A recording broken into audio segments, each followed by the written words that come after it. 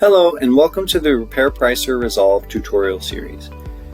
This video will cover what is REsolv and how do I access my REsolv account.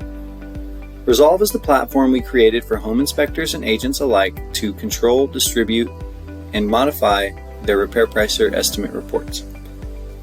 To log in, simply open your preferred web browser and go to repairpricer.com. Once here, you'll want to click the Login button at the top right corner of the page. This takes you to the REsolv system.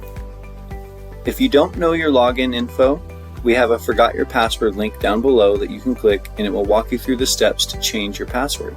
If you don't know your login email, you can click the Customer Support link at the top, which will take you to a page with helpful FAQs as well as a chat box where you can speak with a live customer service agent who can help assist you finding your login information.